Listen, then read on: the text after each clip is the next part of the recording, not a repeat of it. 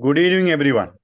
I welcome you all to the sixth webinar in the series of IAB's initiative of EBUS certification course.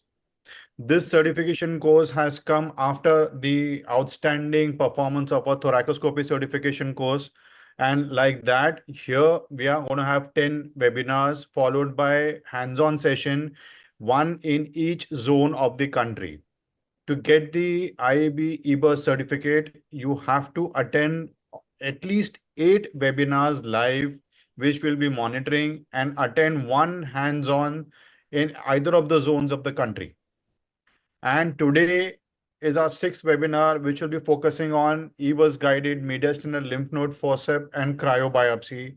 And we have none other than our star-studded panel today. And the captain of the ship today is going to be Dr. Rajadhar. Can you put up his CV, please? Dr. Rajadhar actually needs no introduction, but it's my job to introduce him. He's the director and head of department pulmonology at CK Group of Hospitals in Kolkata. He is the joint secretary of Indian Association of Bronchology and the secretary of Indian Chest Society. He has multiple publications, multiple book chapters, and has won multiple awards. I feel there is no one else to lead the ship in this kind of webinar. And I would hand over the mic to Dr. Rajadhar, sir, please. And before that, let me thank at least our academic partners here, Olympus and Mankind, who have been helping us out with all the webinars and reaching out to all of you so that you get all the knowledge through the webinar series. Raja, sir, off to you. Thank you so much, Mehul. Absolute pleasure to be here today and be a part of the EBUS webinar series that IAB is hosting. I'll start off by giving a big thank you to the Secretary of the IAB, Dr. Amita Nene, and the team of IAB, the governing body of IAB, who've done a wonderful job in bringing us all together, educating the country about interventional pulmonology and its various facets. And I think this journey that started with the series of webinars in various areas, you've heard about the series in thoracoscopy, which was a huge hit. And then going forward, we are doing EBUS. And I'm sure there'll be other series which will be on the anvil, have done enormously in promoting IP and making people aware, training people in the various facets of interventional pulmonology. And we are doing one of the facets of EBUS today, which is to talk about mediastinal lymph node sampling in the way of cryobiopsy and forceps biopsy today. It gives me great pleasure to invite my dear friend, Dr. Ravi Mehta. You can see Dr. Ravi Mehta's slide up on the screen in front of you, but I have known Ravi for years together, and I don't think there's anyone in the country better than Ravi who's led the IP revolution in the country. Look at innovations in interventional pulmonology, look at doing procedures, look at coming forward and talking about mistakes that can be made in the field of interventional pulmonology and how to go and remedy them. Look at publications. I think there's no one who can beat Ravi. We are lucky to have him as a part of the webinar and as a part of interventional pulmonology world in India, which is growing and is now a global power. Ravi is the founder director of Vayu Chest and Sleep Services. He's the head of Integrated Pulmonology Service, Apollo Hospitals, Bangalore, former faculty and assistant professor, State University of New York at Brooklyn, and American board certified pulmonary medicine, interventional pulmonology, critical care medicine, sleep disorder, internal medicine.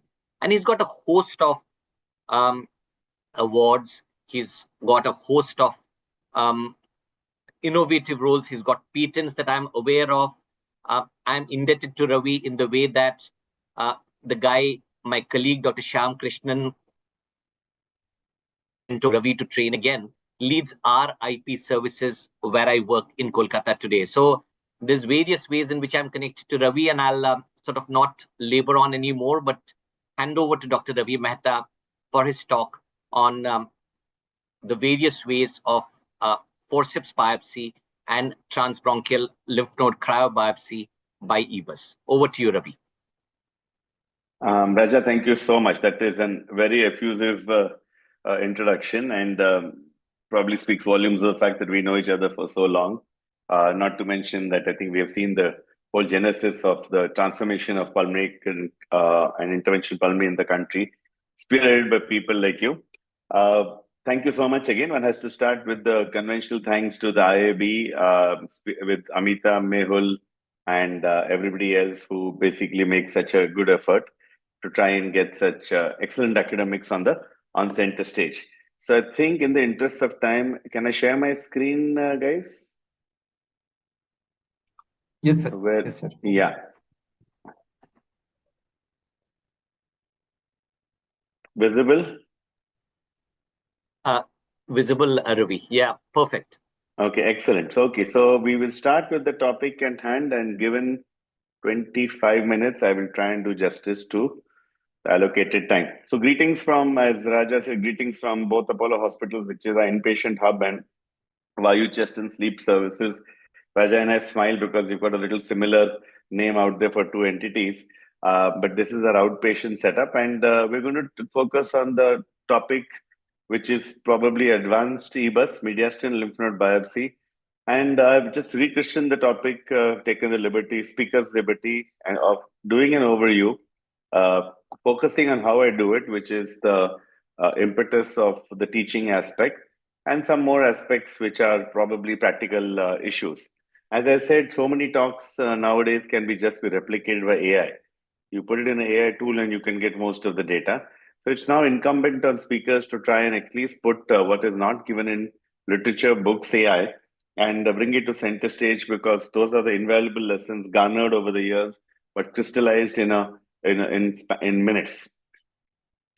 So we start with the fact that the need for these tools is pretty much when more tissue is needed. When you raise the bar for requirement above and beyond just diagnosis to more material for processing, and this is true for both benign and malignant disease, then comes the fact that the initial tool of the needle is not sufficient, and that is when new tools have come in. So it really speaks volumes of the fact that 15 to 20 years since EBUS is around, these tools have come in, and it is way beyond ever even thought by Dr. Yasapuko and the people who came up with the original EBUS concept.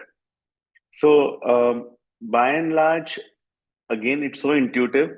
Needles are small. Needles have limitations. So though needle has been excellent in the initial aspect of EVIS, you will have limitations in diagnosis, as we mentioned. And the next thing after needle, typically in endoscopic word, is a forcep. So when this came to light years ago, and I think this goes back a decade plus, I think 2010 plus, and that was when in ERS, ATS, these things were being talked about.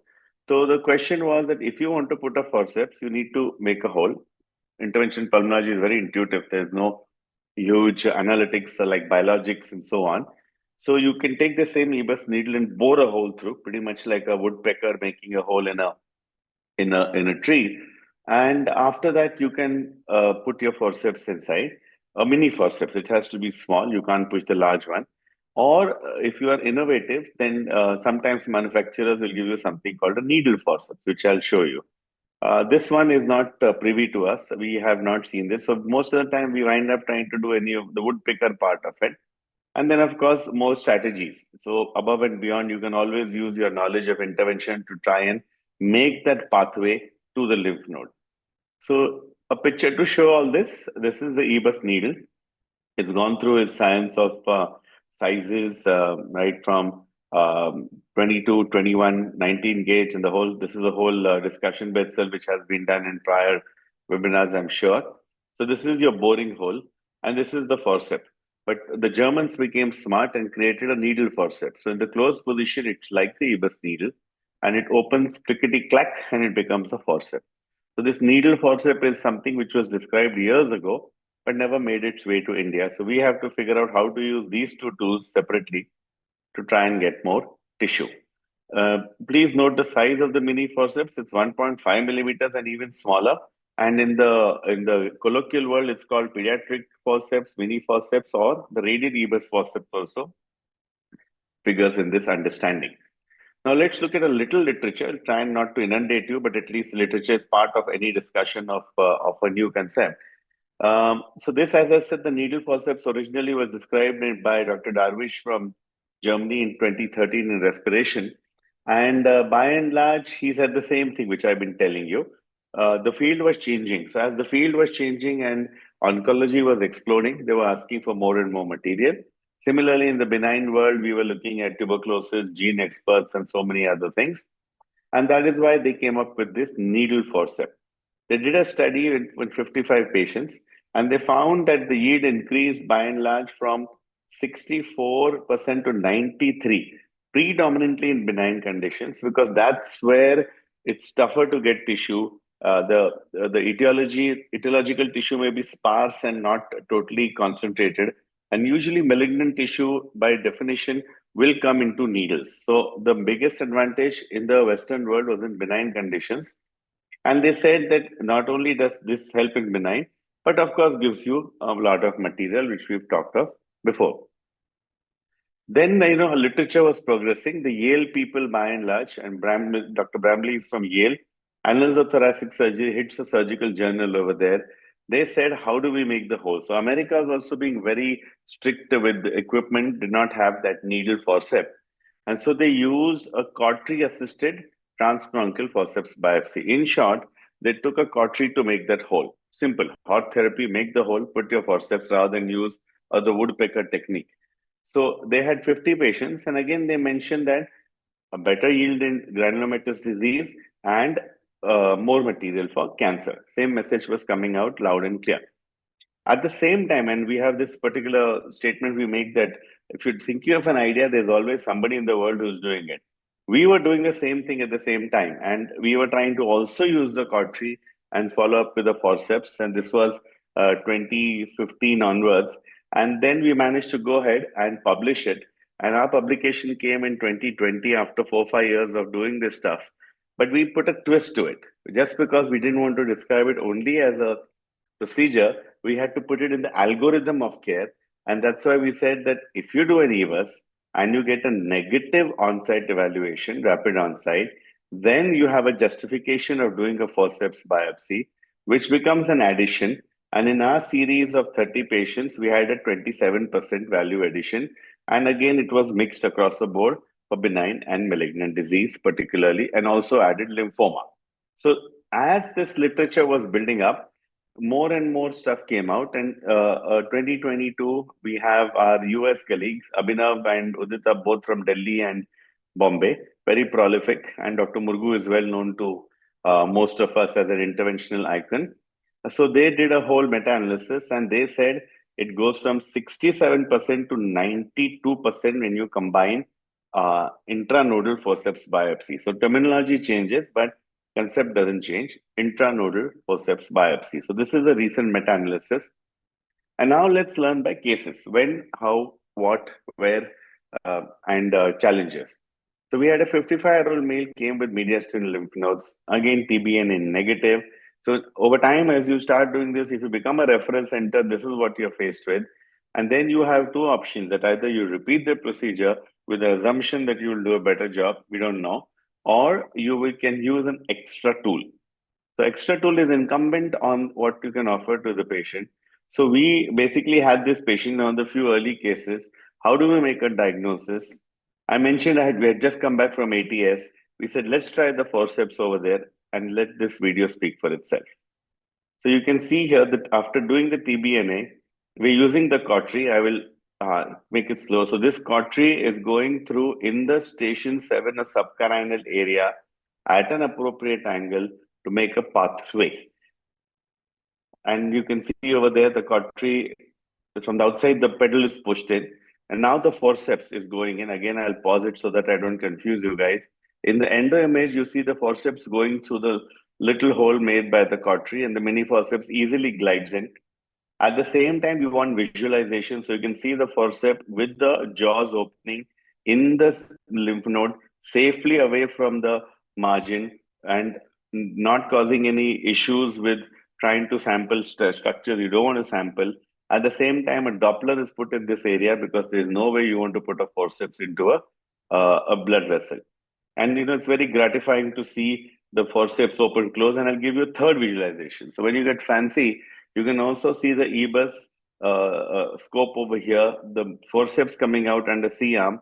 And here also, opening of the forceps indicates the fact that you're probably going to get better tissue, wide open forceps in the lymph nodes. Of course, this is simultaneously there is fluoro, EBUS, and endo image, a three-way visualization to get samples. And then this is our P, when you may or may not do this because it's not mentioned a lot. We usually, in the beginning, shut off the hole with APC because we were concerned about infection, and we gave a day of antibiotics. Actually, 2 doses, just like peri-op, and oral antibiotics for 3 days. So this was our technique over here in this complex patient. And in this EBUS negative patient, the biopsy showed poorly differentiated malignancy, of course, and enough material, as I showed you in the papers, was available for further processing.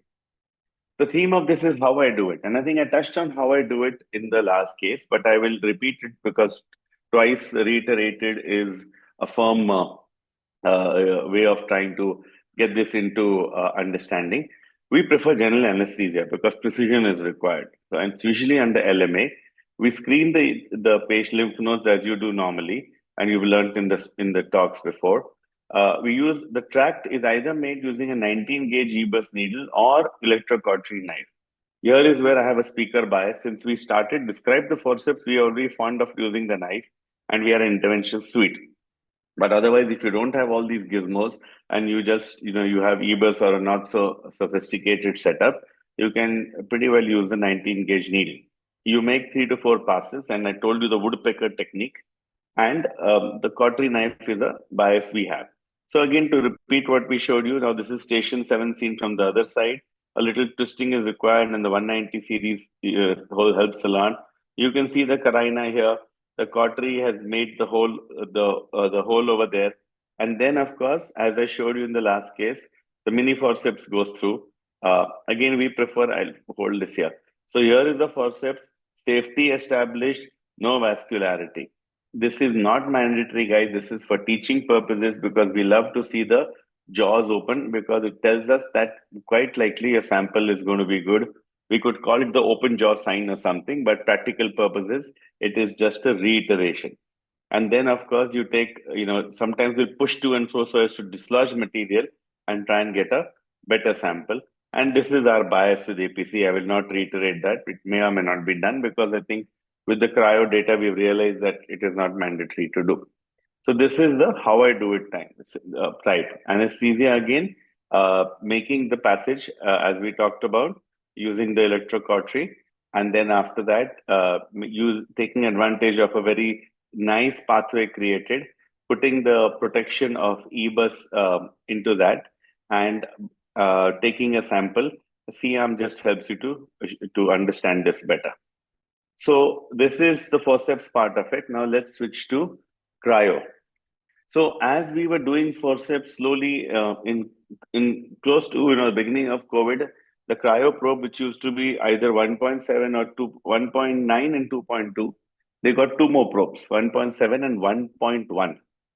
And there's literature coming from the West where they were putting the 1.1 probe in lymph nodes. So again, the question came, how safe is it? Because now it's different. Unlike a forceps which bites, this is a yank. You're actually going to do freeze and yank. And the whole scope comes out with the cryo probes. There's a feeling of discomfort because you don't have vision in the airway for a certain amount of time. So it's a little unnerving in the beginning when you start doing all that. So let's see a case to show this principle. 14-year-old boy, high-grade fever. People are worried about lymphoma. You can see in the CT scan there is significant lymphadenopathy, and we could make a case for maybe some necrosis over there, but no categorical diagnosis. Again, negative EBUS TBNA, and then we went ahead and offered him. This time we went towards cryo. Let me see if this plays. Here this should play. So again, our technique of making the passage, it could be a EBUS needle. Please feel free to use the EBUS needle. We like to use our electrocautery because the learning curve was 6 years by then of using all this. Here you can see combined image, and I will freeze this to make it easier. Cryoprobe on the left of the screen in the endo image, cryoprobe seen on the EBUS image, EBUS scope with cryoprobe seen on fluoro. This is not mandatory, it is a teaching tool for sessions like these. These two are important and they're part of any EBUS by and large. And then at this point, the operator freezes, and then there is a yank. And you see this yank very, so I will repeat this video because it's part of how I do it also. And you can see how, 1 second, let me go back over here. And so here it is, and the yank happens. So this yank is happening with the foot on the pedal and the lymph node material stuck to the 1.1 probe, and you can see the size of the material which can come out. But at that point, you have no control. You have to remove the cryo probe, go inside and do it. And this is our APC, which I keep telling you is not mandatory. So this was cryobiopsy of the lymph node. This came back in this young gentleman as sarcoidosis after all the rule out of micro and so on. So more didactics, 1.1 probe, you can see how it easily goes through the EBUS channel. This is the lymph node over there. You can get histology, and then the claim to fame of that word, as I said, the cold match, put over here. The cold match basically comes with preservation of histologic samples, and that's why you can probably get more preserved samples for all sorts of processing. Now let's look at data, not too much, just 3-4 slides. The initial studies which came basically said that cryobiopsy may provide more histology, and therefore it became a favored tool. And then, of course, I'm showing Indian data more. The case report came from the Hyderabad people. Again, Samir from Nagpur published a case report. And then the ultimate study which came was Chinese, which came as a RCT. And there they showed that the diagnostic yield for TBNA was 80% and 92% for for cryobiopsy of the lymph node. And again, the benign yield was really much more enhanced than the malignant yield. So in the malignant yield, they did not have much of a difference. But uncommon tumors and benign disorders, there was a significant difference by and large. And they had 2 cases of pneumo and 1 pneumomediastin. That's a little unusual, guys. You never get that stuff if you're quite careful. So you have to look carefully at all this stuff. Felix also, obviously, Felix Earth was a mentor author in this particular paper. And then recently from India, from the AIMS side, Karan, Anant, and Saurabh and his people put down a systematic review in Lung India, where they said that EBUS pool diagnosis 80%, including benign malignant, and transbronchial mediastinal cryobiopsy 92%. And so obviously you put a probe, you get for larger tissue, you're going to get better yield. Now, how I do it, again, it's a repetition. So you get 2 versions of it. GA. We prefer GA for stability, but this is not written in stone. You could use deep sedation also, but we just feel that to get the stress of the operator and make it safe, you don't want any cough. You want perfect vision so that you can do a good job. Again, just like forceps, find out the lymph node, determine there's no vascularity where you don't want to put your cryo in a bronchial vessel. Tract can be made by using a 22, 20, 19 also you can do if you want, but 22 is enough for this usually. And we prefer our electrocautery knife. And again, the woodpecker technique for the needle and cautery as described earlier. So again, for those of you who may have logged in late, the cautery cut is station 7, needle going in, operator pressing the hot therapy out there, and you can see how the cautery creates a lovely tract. And because it's a good large tract, we have a bias towards it. And here you can see by and large, if you want to use a needle, then this is the EBUS needle going in, and it's pushed repeatedly so as to create that tract, which will be used for inserting the forceps which follows, the mini forceps, the cryo which follows, sorry. So this is the EBUS needle method. And then, of course, the process of biopsy, again, to repeat, we showed it in a case. This is the endo image with the cryo probe 1.1. The cryo probe seen in the lymph node, safe, no vascularity. The cryo probe nicely seen on C-arm as a teaching tool. Don't get scared of this image, nowhere in the heart, it's all in the lymph node only. So by and large, this is done, and then a yank happens, and then this whole thing is pulled out as one unit, and then it is thawed outside, and you have to go back quickly inside to make sure there are no complications. I would like to put a version by our friends from Coimbatore, Dr. Arjun and Dr. Pattabi. They called it align with saline. Line is the interesting word. Saline is saline, and just a little focus on this technique. What they do is that they take the EBUS TBNA needle, and after doing TBNA, they give a saline flush. So they do a TBNA, and in the same track, they give a saline flush. As they give a flush, they get negative contrast. And believe it or not, ladies and gentlemen, this is not a needle. It is a tract with negative, with saline contrast, where you're going to put your cryo probe. So they use this method so that you're not hunting for the hole and so on, and it's easy to follow.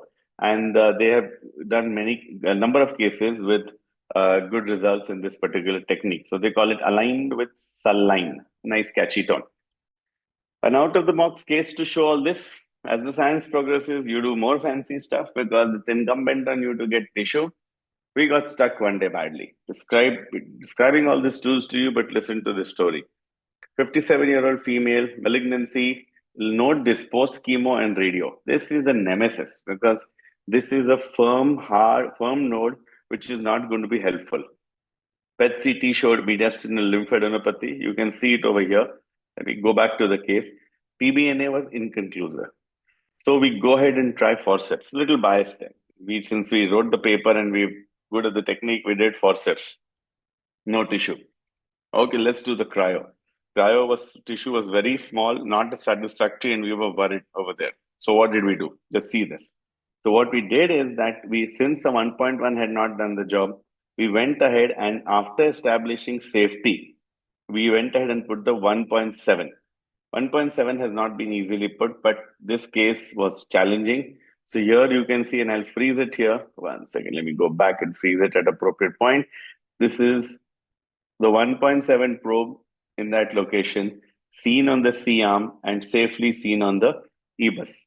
So this was put over there, and it's a very uncomfortable yank, 3 to 4 seconds of freeze, and we took around 2 to 3 pieces. It came back as tuberculosis in this lady of malignancy. So it was a game changer in establishing a diagnosis. So to summarize the whole talk, EBUS went to the next level. EBUS led to the new techniques being described to enhance diagnosis. The needle aspiration was with a core, which was originally described, was augmented by 2 new techniques, and those are intranodal forceps biopsy and transbronchial mediastinal cryobiopsy. So terms are slightly different, but these are the common terms now used. Both have significant value addition enhancing the diagnosis. Intranodal forceps biopsy and transbronchial mediastinal cryobiopsy are reasonably safe, but exact role and positioning in MLN sampling is yet to be defined. And naysayers or people who are cautious in the world will say, don't jump onto technology. As one of the people who formed Ganga Hospital says, a safe operator is better than a high-tech operator sometimes. You have to be very, very cautious, careful in selection, technique and sampling and the like. In my mind, it's not routine at all. It's reserved for a few. At this point, at least in 2024, it's reserved for a negative rose, assuming you can get a rose.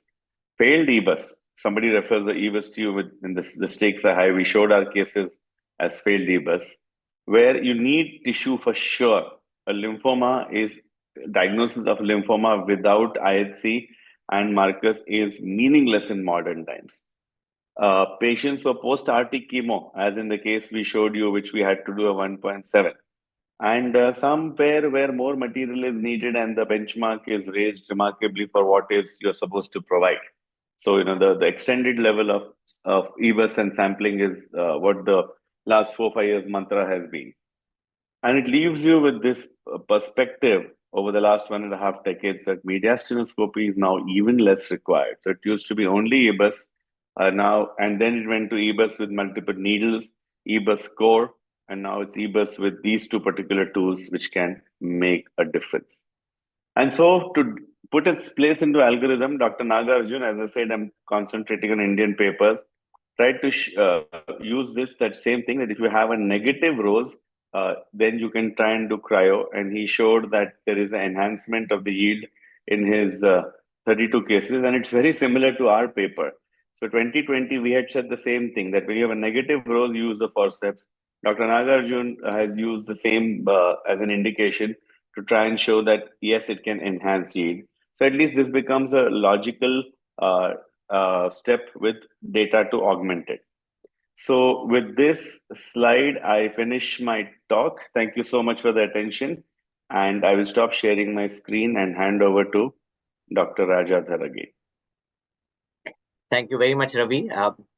Wonderful clarity and precision. I think one of the things I really loved about the talk was the way you went through things again and again. I thought it was a wonderful teaching session.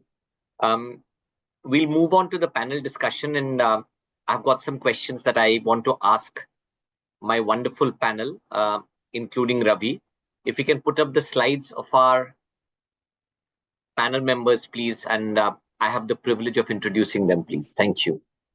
So we'll start off with Dr. Venugopal Jagannath. All our young panelists are masters in interventional pulmonology. They do us proud, and Ravi would agree with me when I say that all of the youngsters on this panel and even outside, lots of people outside, have actually done our country proud by putting IP on the global maps. A process that was started by people like Dr. Ravi Mehta has been taken forward by lots of people on the panel today. So Dr. Venugopal Jagannath is an MD from JIPMER in pulmonary medicine.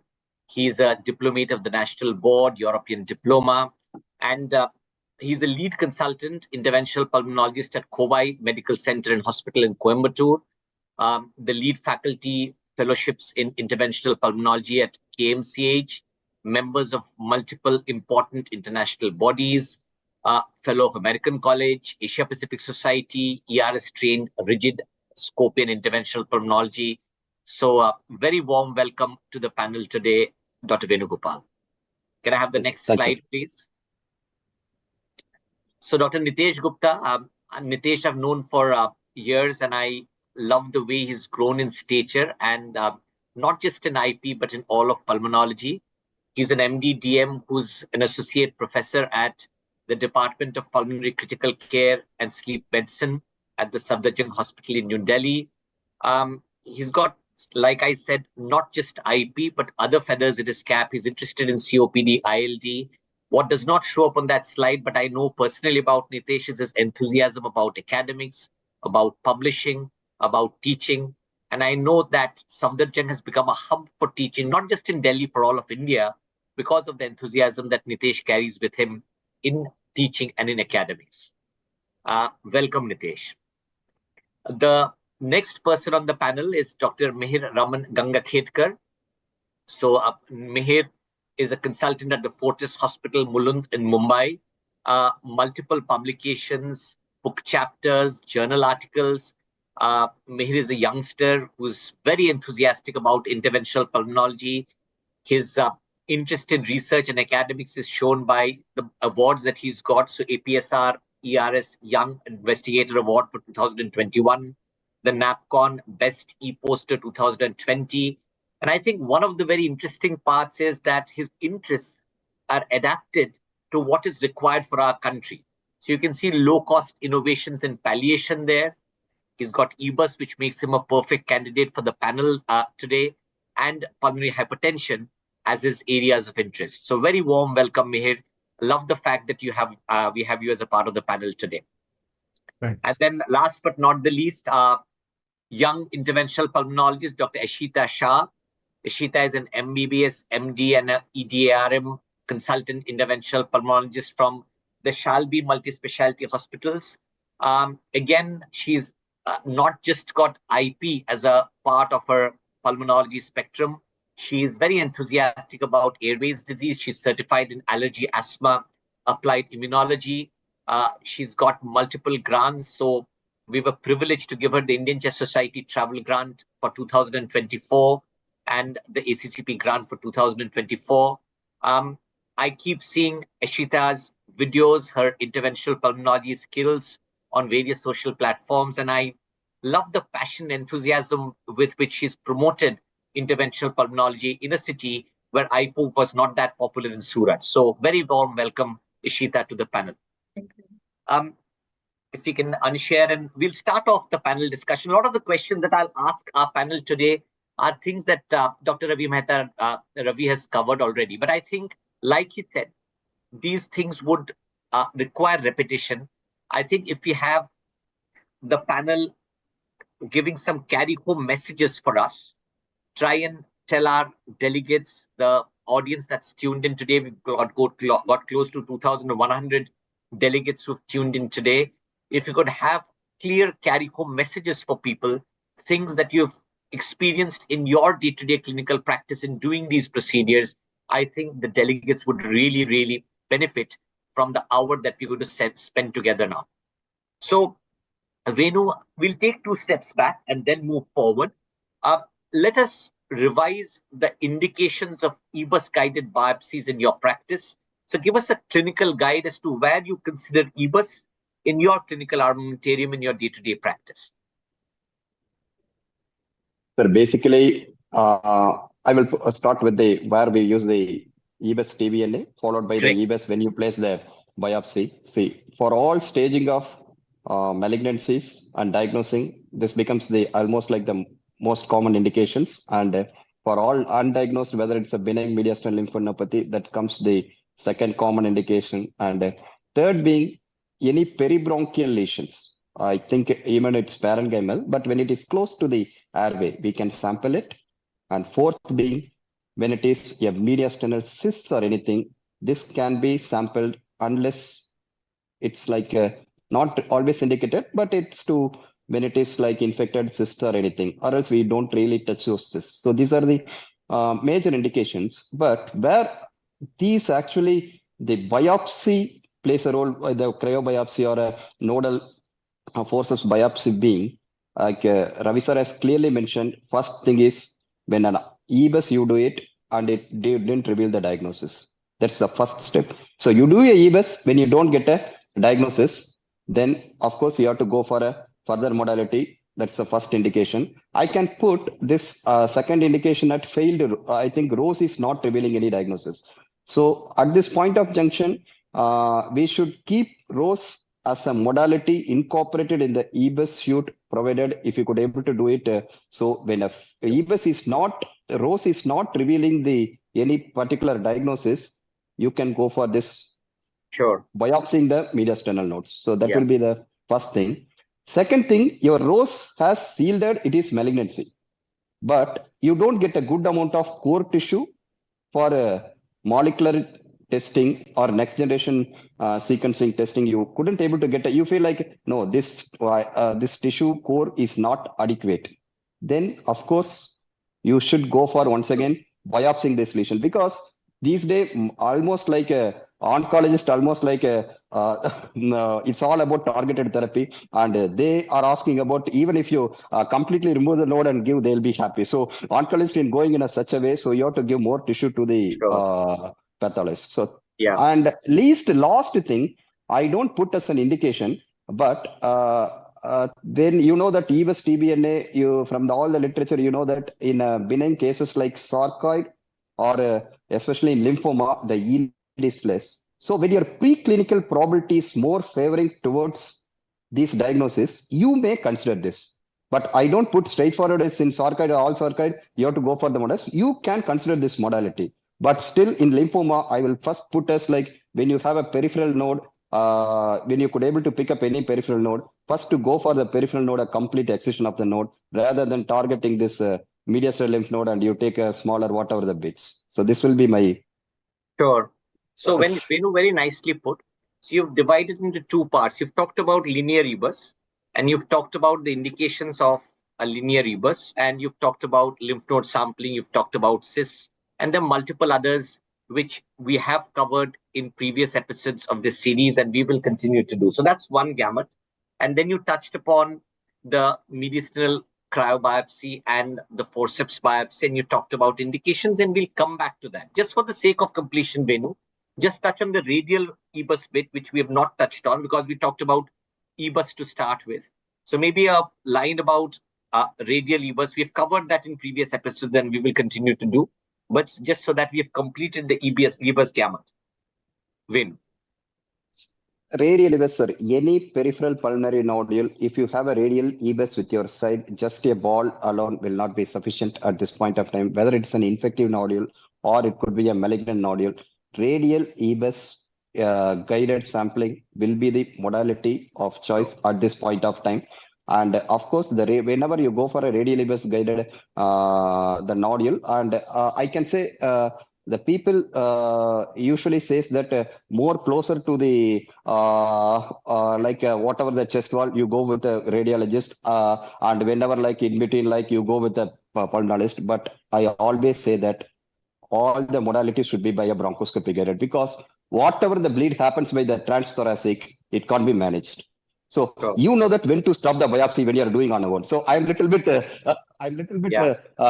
even the complications done from the radiologist also, you are the one going to take. And once they say that it's coughing out blood, that means like your trachea is being flooded with blood. So whichever the node, which will be whichever the lesion, even whether it is so peripheral or even at the midway of the parenchyma, you could able to do by the bronchoscope. You have to place it where I think radial EBUS plays a huge role, and of course your navigation techniques with all these things.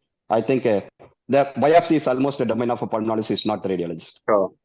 Sure, Venu. So I love your enthusiasm there. You know, you can understand that this is a panel which is full of very enthusiastic and passionate interventional pulmonologists.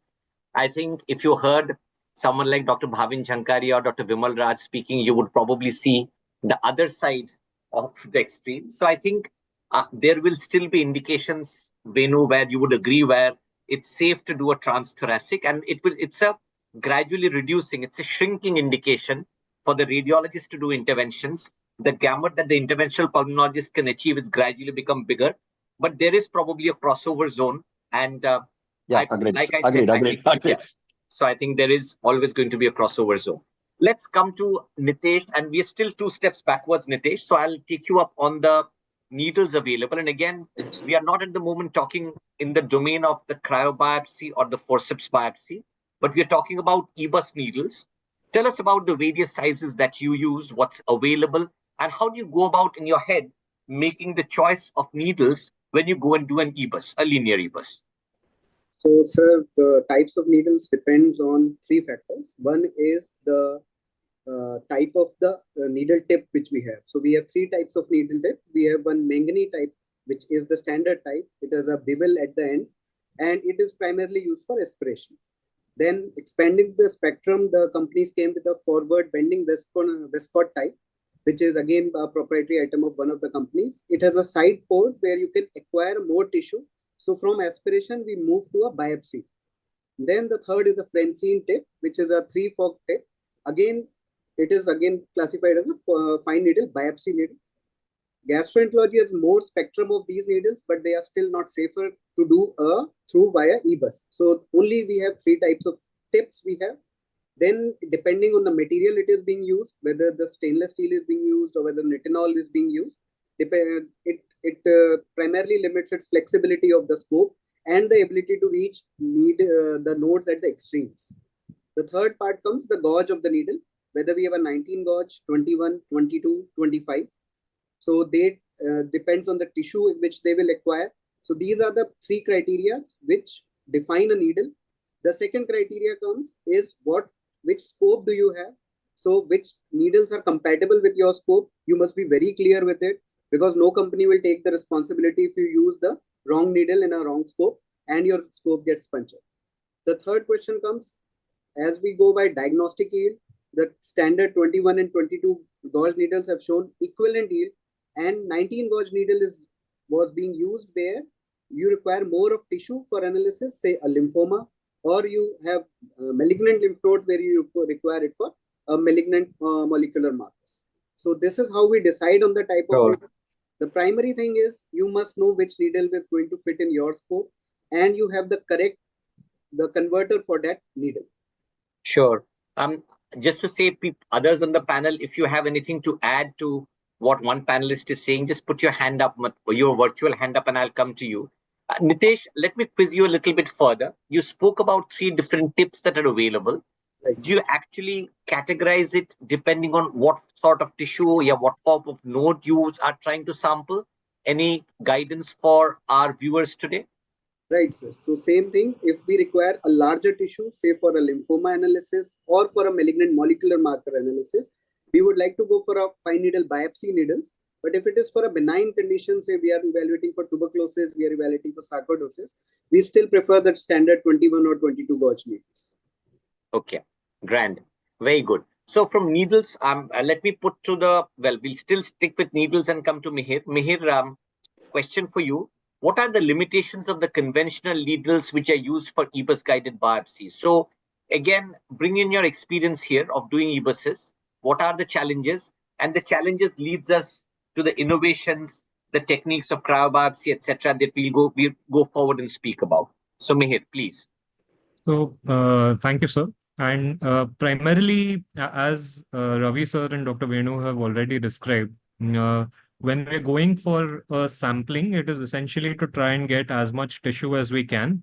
And when we want sufficient tissue, it is essentially to avoid embarrassment after you have done the procedure that you don't have sufficient tissue, you may need a repeat procedure, those kind of things. So when we go for FNA needles, the 1922 gauge needles, as we've seen in the data, you have around an 82% diagnostic rate, which is generally what real world would say. Even in our practice, we have about an 82% rate with an FNA needle.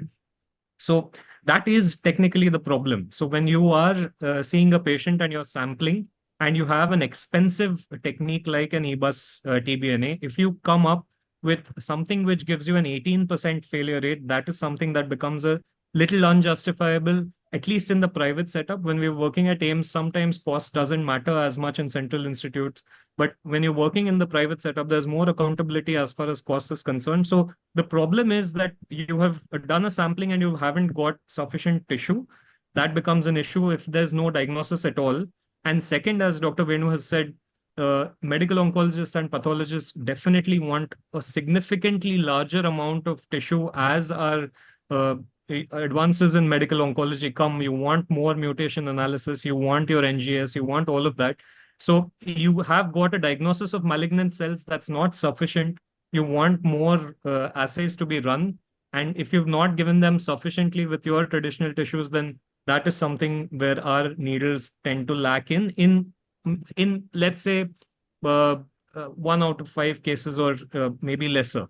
But that's where the problem is. In majority of your cases, if you have a malignant indication, your TBNA needle is going to be good.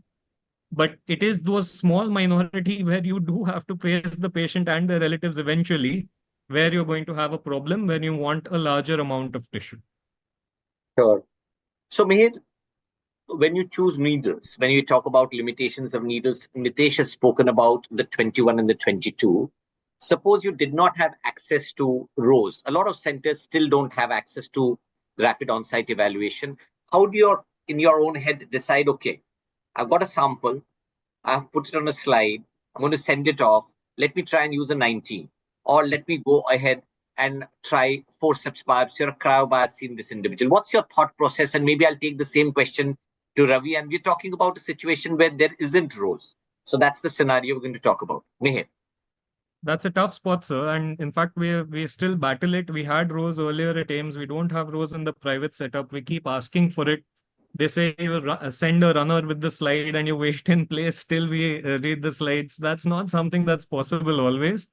I think it's a learning curve eventually. Once you have done the sampling, and sometimes if you are in too much of a hurry and you don't take sufficient passes, even if you feel that you've done a reasonable job, you've got sufficient slides, it may not be sufficient. So maybe you need to develop at least after a few 10 to 15 cases, you realize that you need to be religious with the number of passes you've taken, even if you have the limitation of a needle.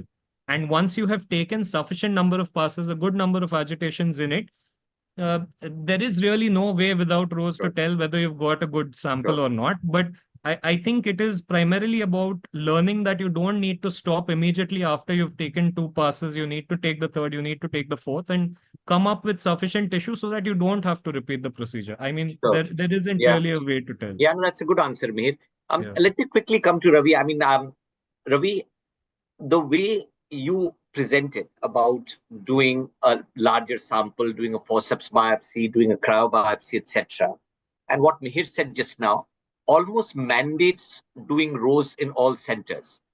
Do you think that's the way we are going? Do you think it's almost compulsory to have an in-suite rows to try and categorize between the various procedures that we have available to us today, the various ways we can sample lymph nodes?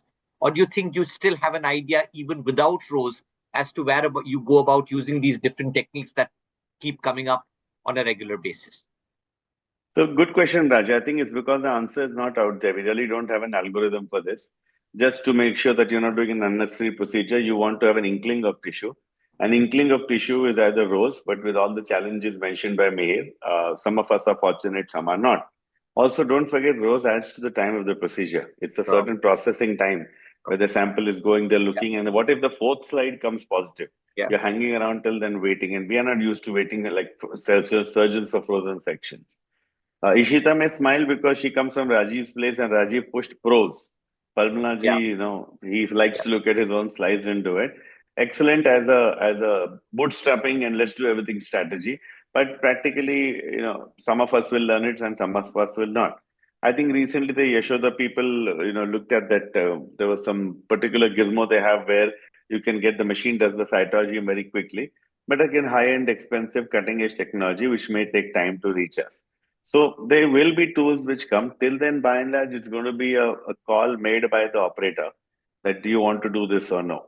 And I don't have an answer for that, Sure. truthfully. What we Sure. do is that if we don't have it, all redos will go for it straight. Failed EBUSs, what I showed you, redo EBUSs, post-malignancy EBUSs, stakes are high EBUSs, out of station, no literature for this. Guys from out of station, budget, again, no literature, very Indian statement. No AI model will show this to you. You can't catch this. Budget patient. You're not going to go in again. Finish it off, give him a diagnosis by and large. Yeah. And so these are the things we use. And I think the final word is still pending on all these on Sure. the correct indication. Sure. And I think, we have the luxury of having a pathologist, a cytologist en suite. So I have to tell you that my life has changed. Our life has changed since we've got rows. We are not trained to do pros, and I probably will not be able to learn that either anymore. But, I'll come to you, Ashita. You've trained with Dr. Rajiv Goel. Do you have rows or do you use pros? And then we'll come on to your indications for EBUS guided forceps biopsy, which Ravi has spoken very eloquently about. And then a little bit about what forceps you would use in your practice. So a little bit of IFB, but leading on to that, if you could tell us a little bit about your practice of rows, no rows, pros, etc., and then go on to intranodal forceps biopsy. Ashita. So, to be very honest, sir, like when I was working with Dr. Rajiv Goel, sir, we used to do the pros on site. And one of the major reason was like there was a huge team. Like there used to be a consultant, the fellows, and the sir. So, like four pulmonologists around doing one procedure. So it was possible to do pros on site. When I came to my hometown, started doing EBUS first time in the city, where the fight was just to teach even the pathologists like how to do a rose and like to convince people. So now after a period of 6 months, now my pathologist is like helping me out with the rose. So I don't do it right now because I only have to handle everything. I have to handle it by myself. So if you are doing it alone at your center, you don't have the help of the other pulmonologist or you don't have a huge team, you can take the help of the pathologist, which I have been doing. So now my pathologist come to my minor OT. He would help me with the slides for the rows. And then so after I developed the good rapport with him, like he now is helping me with the rows. So that's how I do it. Sure. So your positioning of the intranodal forceps biopsy then is in patients where you've done 3 passes, you've still not got a diagnosis, and then you would go on to do the forceps biopsy. Is that where you would position it? for Yes, your sir. practice? Yes, sir. So I have been following the same practice that if I feel the rose is negative and we are not reaching up to the diagnosis, then I may proceed with the forceps biopsy. Okay, grand. And tell us a little bit about how you practice the forceps biopsies, how you go about doing it, and what forceps you would use, Ishita. So, as sir said, yeah, I would prefer it doing with LMA under GA because I would not want to face any complication and I would want my patient to be steady. So, after the 3 or 4 passes of the EBUS TBNA, if I decide to go with the this forceps biopsy, I would use the first. I would try to create a track with the needle itself. So, I would use the 19 gauge needle. I would pass it multiple times and I try to create a track. If sometimes the some anatomical defect, or if I don't have, if I'm not able to create a track with that, then I would go for create a track with the cautery knife. And again, after creating a track, you have to be very sure that you don't want to lose the site. So keeping your hand with the EBUS very steady, you introduce your forceps, facilitate that forceps through the track that you have made under the real time guidance. I would again check the position of the forceps. Once I enter the capsule, I open the forceps, take a multiple puncture like in and out position, and then I withdraw the forceps and take 3 or 4 samples as per the need of Sure, the patient. sure. And And about yeah, sorry, go on, Ishita. Sorry. about the use of forceps, because now Olympus used to have 1.5 mini forceps available, but when I started doing it here, they had withdrawn the forceps itself. So I have been using the pediatric 1.1 forceps from the local Indian made company. Sure. So the 1.1 millimeter forceps have normally given you good amount of material. You've got satisfactory material with it. So what's your success rate in failed sort of EBUS TBNAs? What's your success rate with the forceps biopsies? The 1.1 is a relatively small forceps. It's going to give you less tissue, but has that given you enough tissue to answer the question that you've posed in most Yes, cases? sir. In most of the cases, yes. Okay. So Okay. it's been giving me a good result with the 1.1 Sure. forceps. Sure. I was going to, well, I'll ask you one question, and I don't know whether Ravi can hear me. There was a question that I wanted to ask both of you actually. So we use the electrocautery knife first up, even before trying to create a track with the 19 gauge because we find it easier. So I wanted to ask the panel whether everyone uses the technique that you described, which is to use a 19 gauge to create a track and then go through it. And if that fails, use the electrocautery forceps? Or would there be teams like ours which would use the electrocautery knife first up? Because I feel that's an easier way to create a track because you get a bigger opening. Is the perception about risks of the procedure, or is it that you do what you're comfortable with? I'll ask this question to Ishita, then Ravi, and anyone else in the panel who wants to answer it. So my reason for doing this, following this step, is to avoid complication by the cautery. I mean, I am more comfortable keeping myself safe basically and trying to provide, like trying to get a track by the Sure, needle first, because I'm the only pulmonologist available in the hospital. So I would not want anything that goes wrong very quickly. sure, sure. So, Ravi, I'll come to you. I was just saying that for us, we use the electrocautery knife to actually create an opening and go through the small hole which is created by the electrocautery knife because it's a wider area and it's easier to go in for us. So, do you think it's sort of horses for courses, what you're comfortable with?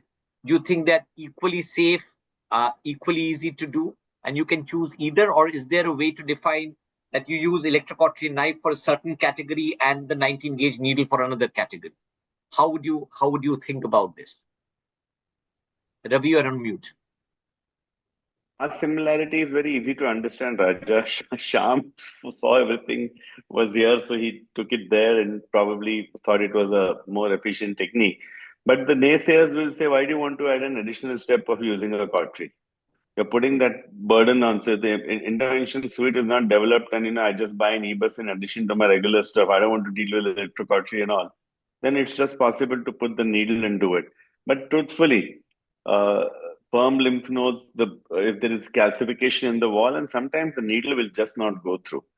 And I'm going on a limb saying it in a public platform, we reuse needles, right? Most people. So when you reuse needles, sometimes the reused needle will just not go through. Sure. In such a situation, when you don't have a pathway, what are you going to put a conduit? So that becomes a challenge. But very rational to just put a needle and do it. And that's why we showed that the Coimbatore thing, they put saline out there to add to Ishita's point that you don't lose the track. Now you can just go behind the track to an EBUS and keep putting the particular cryo or forceps in that. Sure. Just to take that discussion a little further, I mean, one of the other reservations, I mean, Shyam has actually implemented a lot of what he's done in your suite in ours, but this is probably one exception because we always use a 21 or a 22 gauge.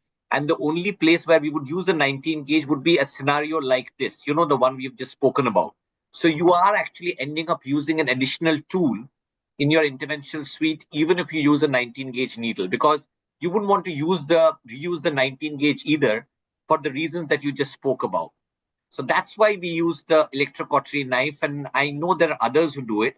So do you think it's a safety issue, Ravi? I mean, I understand about using an extra tool, but do you think there might be a safety issue associated with using a cautery knife over a 19 gauge, or is it just about using an extra tool?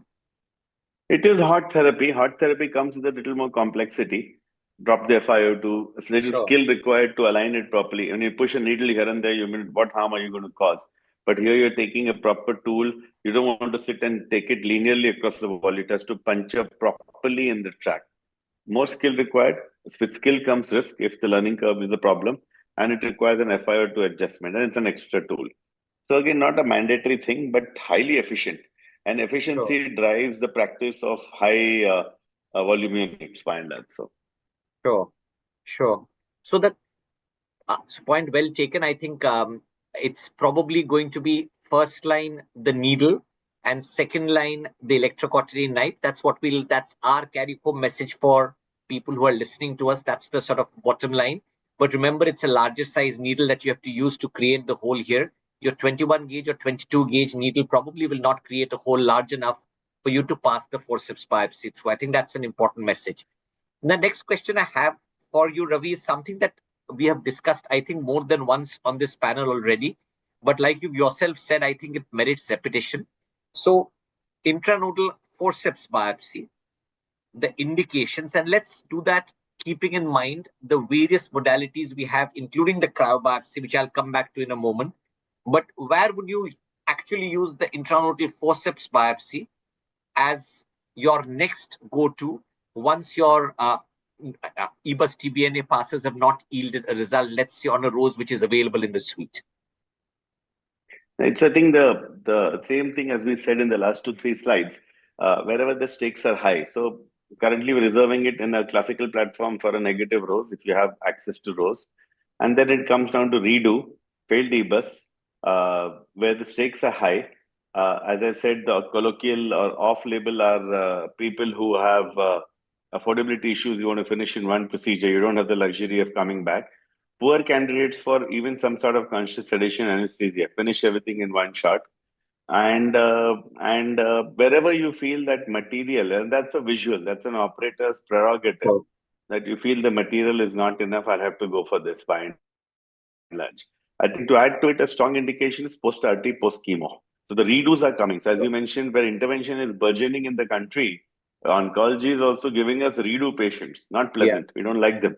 So we have to go and look at and sample a node, which could be malignancy, TB, sarcoid, reactive, whatever it may be. The last thing which I'll put out there as an experiential point is that, a cryo or a forceps which is reactive gives you much more confidence to say it's true reactive. Because when you do EBUS TBNE and you get reactive, you're left with a sinking feeling in your heart that it could be sampling. You're hitting that 80% or so, or 90% if you're really skilled, and 10% you've missed it. And that may be an outcome or a game changer in this patient. Someone with TB who will unnecessarily go to chemotherapy, someone who's cancer which could have been treated with something else. But I think the addition of a particular histologic sampling tool, as we've talked about, gives a much better filter to say that, okay, fine, this looks like a reasonable 95% filter. We will keep a close eye on things, but you could avoid a mead at this point. Sure. Now, is this valid in literature? No. The purist is going to say mead all the way. Sit in the Western world, mead all the way. Sit in India, you could probably use this sort of practical adage. Sure. Grand. So when you talk about the added indications for a forceps biopsy, you're talking about your high yield requiring procedures, your repeat procedures, your procedures where the initial rows on an EBUS TBNA sample have not really yielded a result. I think those are the different possibilities that you spoke about, along with where you need more tissue. So your histology, so your comfort level. So when we talk about comfort level, Ravi, I mean, we have seen in various areas with cryobiopsy that the size, while it's very comforting for the operator, we've especially seen this in thoracoscopic cryobiopsies, for instance, that while the size is bigger, there is more tissue, it does not really translate into a better yield. I mean, we don't really have that much of literature in the area that we're talking about just now, the forceps biopsy and the cryo, but do you think the same evidence would that you have in thoracoscopic biopsies would still be here? Do you think size actually matters, or do you think it's more an operator comfort that you do histology rather than cytology? It's a good question. I think we're completely splitting the whole thing into an understanding platform. So, Rajay, the two meta-analysis we showed pretty much showed there's around 6 papers on either side. Intranodal forceps biopsy, as Udit and Abhinav have published from the US, 6 papers, pretty decent case series. And it added two indications. One is benign by and large, where the pathology may not be so strongly representative, unlike malignancy, which will chock block fill the whole node, and the material comes easy. And secondly, for increased material requirement, wherever it's there. Some you will require. None of all of us don't have the amazing West technology where 2 drops will give you the whole thing. We do require more material for cuts and so on. So both of these meta-analysis favored more material, and of course the intuitive thing is histopath is more than cytology. So still across the board, whether it's any tissue, this stands the test of time. Yeah, grand. No, thank you very much, Ravi. Let me bring Venu into the discussion. Venu, imagine one of our delegates today, one of our listeners today, has an EBUS facility, a well-equipped EBUS facility, and wants to start off doing a forceps biopsy, an intranodal forceps biopsy. What are the extra bits of equipment that he needs to add into his armamentarium to start off doing the intranodal forceps biopsy? If you sort of enlist these for him and say that now he's equipped to go ahead and do an intranodal forceps biopsy. Venu. Yes. Sir, before going into that question, I want to add my comments about the 2 questions. Dr. Ishita was talking about I am the one pulmonologist, so I am not using the cautery. So we have the cautery, using the cautery for the past 8 years, and we have 3, almost like we do as like a team, but we never used a cautery for the any biopsy mediastinal node sampling. I strongly feel unless you have witnessed and you have been trained in that unit, then only you will be able to you will have a courage to put a cautery into the airway wall. So that is my view on it. And regarding the size, you are talking about the size, whether it translates into histology. I'll just put the other way, the size of the node in the CT, and we think that, oh, it's a chunky node. Wherever I put the EBUS, it's going to yield. So suppose sorry, we Venu, go I don't in know such whether a it was modality. Venu, just sorry, I missed the last few words you said. I don't know whether it was an issue with my connectivity, but can you just repeat the last line that you said? I missed what you said. Sir, regarding the second question, you're talking about whether the size of the specimen and histology, whether it translates into practice. I feel mostly it translates into the size. When the bigger the size of the node by biopsy, a good result. But a CT showing a good nodal size doesn't mean like we'll be able to get a good biopsy by the EBUS TBNA needle. because most of the times, like we not prepared for like hurry chunky bunky notes, like if it is going to come with 1 or 2 passes and we go all the rubbery notes, you will not able to get even a cytology material for that purpose. So that is the point I want to tell the listeners. Don't take it granted that it's a chunky notes doesn't mean like you will be able to get a good yield by TBNA needle. So that's the point. Very Sir. fair point. Yeah, Yeah, absolutely. sir. And regarding the things which are really required. So one thing, when you want to really go into the EBUS guided for nodal forceps biopsy, you should have a good anesthetist with your side. And always the general anesthesia, deeper plane of anesthesia will be the key here. One is like anesthesia and age minimum is an LMA because you need a much more precision what you're going to do. That is more important. And at our center, we use called a modified LMA called iGel. That gives a good one. iGel is mostly underused. That can be used. And regarding the other technical part, of course, like we are discussing about the forceps, small 1.5 forceps is not there. It's not about the 19 gauge needle should be with your side because you have to keep a track. And of course, like as Ravi sir also said, better if you could contract enough, you keep a contract with your side for that. Or else like you go with 19 gauge needle, whatever the thing, whether you will be able to succeed with the 19 gauge, you do it. Or else whether if it is not succeeding, you have to think twice or thrice before putting an electrocautery because it needs an expertise. And of course, when you are putting an electrocautery or other things, nodal biopsy, you even though bleeding are quite very rare, but still you will be in a position to counteract the bleed. So whatever the thing, airway bleed, you should be a very competent enough to have a airway bleeding management. Always, all bronchoscopy high-end procedures, you should have like a bleed activation, something like the sisters or staff nurse should be trained in. A bleed means some whatever the thing should be like a Fogarty or whatever the rigid instruments. Everything should come into the place in thing. And of course, like pneumothorax, and of course, all over the complications for that, an ICD should be must in place in the bronchoscopy shoot. So these are some of the prerequisites. And of course, FiO2 management during the using the cautery. These are some of the things which I should be really look into it. Sure. So absolutely. So I think one of the important things that you said, Venu, is that the requirement of additional equipment to start off doing a TBLNC is minimal. There's very few things that you need. You need a 19 gauge needle for sure. It is good that if you are trained in airway techniques and using electrocautery, you should have that, but that's only if you are trained in it. And the awareness of the anesthetist while doing airway procedures, which might potentially cause fire. So the hot procedures, as we call them, is something which is important. Let me move on to Nitesh. Nitesh, we've spoken about this a few times, but I think it still needs reiteration. Give us a sort of a flow diagram. So a verbal flow diagram of how you go about the steps of doing a forceps biopsy. So just step by step from starting off with anesthesia and then obtaining the sample. Give us a flow diagram, a verbal flow diagram of what we need to do. Right. Nitesh. So, sir, regarding the flow diagram, first of all, you should have a clear indication for doing it. You should have a preset procedure and you should have your accessories ready by the side. You can't be searching for your accessory in the other room and then say, I want to do a forceps biopsy. Your accessories should be by the side. As Sir has aptly said, deeper level of sedation, or preferably if general anesthesia is available in your IP suite, that should be used. Needle track should be identified. There are methods to identify. One, as Patavi Raman sir has suggested, that saline method is used. So other is you identify by the, when you are marking with the lymph node, you identify the site and you make an image of the lymph node picture on your ultrasound screen, that this is the exact picture where why lymph node should look like. And then you go into the needle, into the track.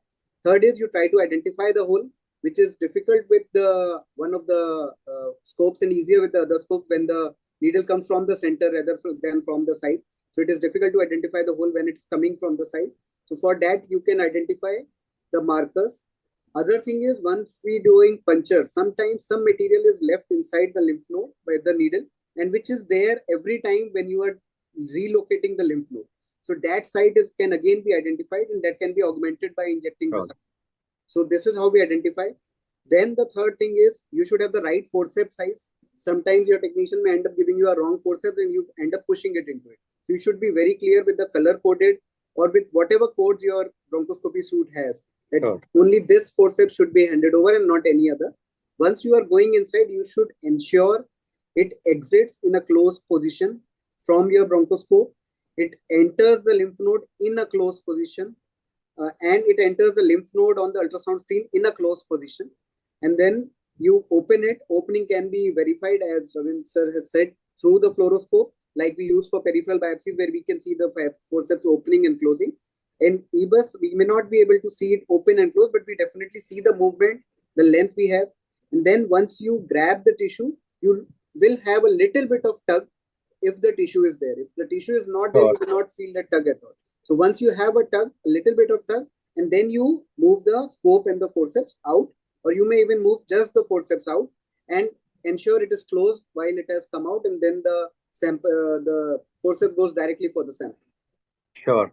Grand. No, that's beautifully explained. I think that's very explicit and would be very helpful for the listeners here. I'll come to you, Mihir. Nitesh mentioned size. So he was mentioning size of forceps. I'm going to ask you about the size of probes. So size of the cryo probe is what I'm going to ask you about. Ravi mentioned this when he was speaking. He spoke about the 1.1 and the 1.7. There's also the 1.9 and the 2.4. Do you think it's only about the 1.1 now? Would you rather use the 1.7 if there's a problem like that lovely case that Ravi described at the end of his talk? Do you think there's any space for the 1.9 at all? I wouldn't take you to the 2.4 because I think that's probably a bit too much anyway. But anything before we start our discussion about the cryobiopsy part, any thoughts about the cryoprobe and the various sizes, or do you think it's only about the 1.1? Mihir. Yeah, so essentially, as far as the EBUS scopes that we have and have had, the working channels are generally 2 to 2.2 millimeters. So the 2.4 millimeter cryoprobe more or less would be difficult. 1.1 and a 1.7 fit in easily. So that's something that you can use properly, perhaps. I have, other than Ravi sir's experience and probably some literature, I have not seen 1.7 being used at all. So essentially a 1.1. Would you want to graduate from a 1.1 to a 1.7? I suppose getting a case referred to you, which genuinely you have tried everything and you have got a 1.1 used and now you don't know what to do, you require to be at Ravi Sir's Institute to finally come to a 1.7. So I would think 1.1 is Sure. the way, because Optimal. we have most of the literature that we have about it. And that is the one which fits most easily in most of your scopes. 1.9, 2.4, definitely not. Sure. 1.7, maybe if you've really reached a volume of that sort. Sure. Okay. I can see Ravi nodding his head. Ravi, is there anything you wanted to add to what Mihir said, or you sort of This was the generally? Indian nod, Raja. It was Indian nod, meaning Mihir is right. Okay, all right. Yeah, Okay. don't Okay. don't use the bigger fellows. Just Okay. use the 1.1. Okay. Okay. Correct. Let me come to you, Ishita. Ishita, Venu mentioned this a little while ago, but I want you to talk about this in slightly greater detail. So we're talking about both the techniques here. We're talking about forceps biopsies and we are talking about the crionodal biopsy. What are the complications that you've seen? Venu talked about bleeding. Ravi showed a paper where it talked about pneumothoraces, pneumomediastinum, etc. And what sort of preparation do you have in your suite to control these complications, identify these complications, and then address them? So tell us, give us a ballpark sort of about how you go about managing these, Ashita. Sir, honestly, I do not have much of the experience with the using cryoprobe for the lymph nodal biopsy, because we recently got the cryo station. But as per the common complication that we foresee is the bleeding. For the bleeding, we obviously, the literature says that the cold saline instillation is usually enough. If not, then the other steps are like inflating the EBUS balloon itself to provide the tamponade to control the immediate bleeding. And the rates are really low in the literature. Pneumomediastinum, and they are usually self-limiting. infection, they are usually mediastinitis usually are self-limiting. And the another complication that we see usually is the pneumothorax. Again, what I would recommend is to do a normal chest X-ray after 2 hours of the procedure. I would like to observe my patient for like next 24 hours for the appearance of the fever or anything like that to rule out the infection. Sure. And the last ERS guidelines on the EBUS was suggesting to use the stat dose of the ceftriaxone 2 gram. Like before going for the EBUS, I have never given the antibiotic dose before doing the EBUS. But if like we can try using, if we are suspecting infection or something like that, then we do manage with the antibiotics. Sure. So important points that you brought up, Ishita. I think when we are doing nodal biopsies, I think pneumothorax and the pneumomediastinum are actually quite rare complications. It's sort of more with the transbronchial cryobiopsies that we see these, and I think it's rare to see it in lymph node biopsies. It's the bleeding which I think we fear and we speak about. And I was intrigued. Ravi repeatedly said that he would not use the argan photocoagulation we don't need to use it as a matter of routine. But maybe quick question to Ravi in a moment about why he uses it and whether from his practical experience, he feels there's a benefit or not for the audience that's listening in. About the antibiotic, a word of caution. I think I've not seen the guideline that you spoke about, Ishita, but I would be very, very hesitant to advise a dose of antibiotic prior to doing any EBUS. I mean, even if there's a scenario of infection, I don't think there's much of evidence or any evidence at all that I have seen which would advocate giving a prophylactic dose of antibiotic to someone having an EBUS. Ravi, about the argan photocoagulation bit, what are your thoughts? I know there's no evidence. I know you've said it doesn't need to be done. But from a bleeding point of view, do you think it's relevant? Do you think it's completely irrelevant? Your thoughts? Well, Raja, it all goes back to when you start these procedures, you don't know, what exactly will happen. You're entering that forbidden area called mediastinum and leaving a hole from the mediastinum potentially into the airway. So that is the only logic. So when we started to do this, you're creating a hole. And, Venu nicely said that, it's not a pleasant thing to do. And then you're going inside and actually sampling and creating a pathway. So that's hence the need for antibiotic, like you do a perisurgical one shot, and we do maintain oral for 3 days of a simple antibiotic. And the third is the fact that after you've done it, you want to shut off that hole. It's not bleeding. Bleeding, of course, will require emergency management. You just want to shut off that hole. And by putting APC, there's a scar which will form over there, and that will shut off the hole. It's a very practical, practice-based adage. Part of it is borrowed from the literature we had on those mediastinal cysts, where originally mentioned by Venu, if I remember, in sampling. It's a no-no to sample a cyst by and large. You should not do a bronchogenic cyst was the adage, because reports of infection, mediastinitis are there. Though in safe conditions with antibiotics, when no other options are there, you can do that also. In that, we always felt that if you pierce the wall, enter the mediastinum and leave a hole out there, you can give the antibiotic. So again, a very practical adage with the scan data to substantiate it. Sure. Would I change my practice? No, I would still continue here. Right. I That was don't my want a question, diagnostic actually. Yeah. procedure to be followed remotely by any mediastinitis. And let's not forget that the volumes, if you do the volumes, you'll see complications.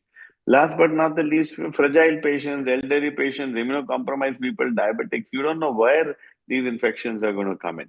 So in procedures, often practice precedes data. Yeah, grand. No, thank you.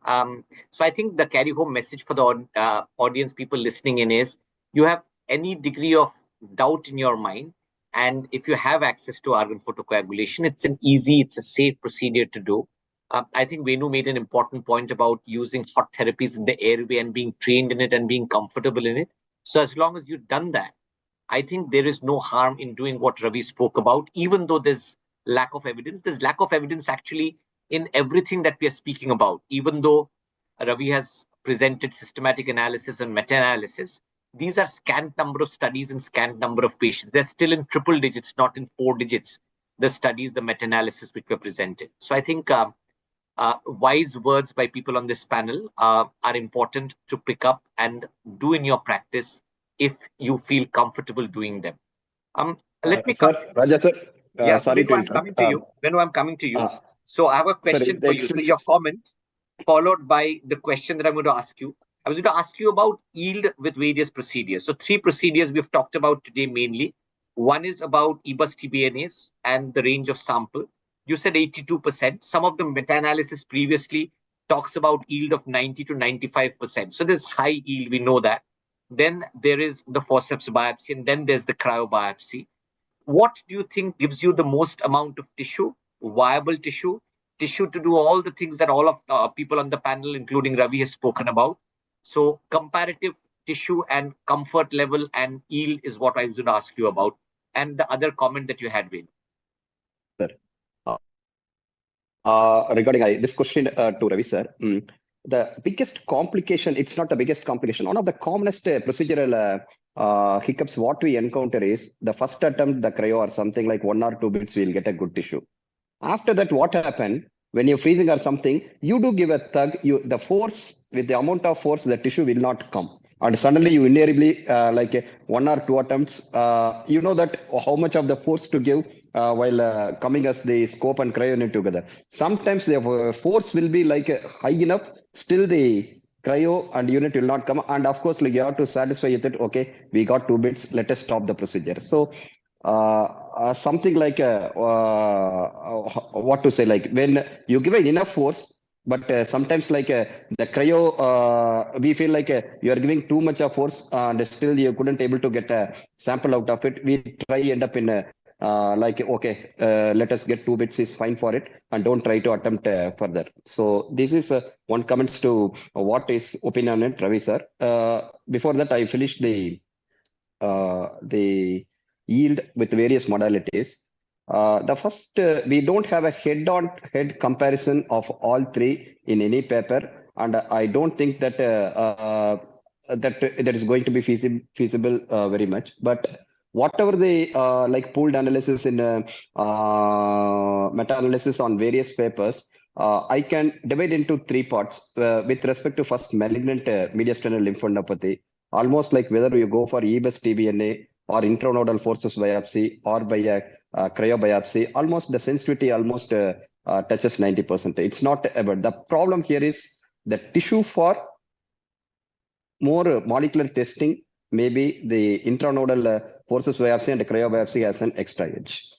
When it comes to the benign lesions, especially the lymphoma part, whatever the data, it says like EBUS TBNA only close to 60%, not more than that. But by intranodal forceps biopsy and with cryo mediastinal lymph node biopsy, we could able to increase the yield close to more than 85 to 90%. And with respect to sarcoidosis also, the yield has been provenly increased. So I can say with the mediastinal metastatic lymph nodes, almost the sensitivity is almost equal in all 3 modalities. Whereas in the benign conditions, these 2 has an extra edge with especially to sarcoid and lymphoma. Sure. No, fair, Venu. I think that's a very nice summary in an area where, as you said, there's no evidence at all. There's no comparative evidence. Ravi, the question that Venu asked you, I think, is more about the comfort with doing cryobiopsy with the EBUS scope, which has got a curved tip to it, and it's not of end-on, sort of dissimilar to what you would have in a transbronchial cryobiopsy. So couple of pieces, rubbery node, difficult to get the cryobiopsy forceps in, yanking the EBUS forceps out. Do you think this is something that discourages people from doing the cryobiopsies, the lymph node cryobiopsies, more than doing the forceps? Or do you think it's just a matter of time before you become comfortable using the cryo probe in doing nodal biopsies equal to what you would do with the forceps biopsies? It's quite crude, Raja. The procedure is very crude, actually. Yeah. It reminds you, for example, when we do ILD cryo biopsies also, it's not a happy thing. Yeah, it isn't. Yeah. And 260, 270 by now. But I've never been happy. I still, wash up for every case and I'm around in case troubleshooting is required. Because there's an unusual thing with this cryo. Everywhere else you use cryo. You use cryo for foreign body. It's visible. You see it. It's very gratifying. You use it for doing debulking. You go burn there. You come back after a week. You clean up. In these things, you're going and doing a terrific yank. And the yank is now in the mediastinum, where there are vessels 3 millimeters away from the left atrium or 5 millimeters away from the left atrium.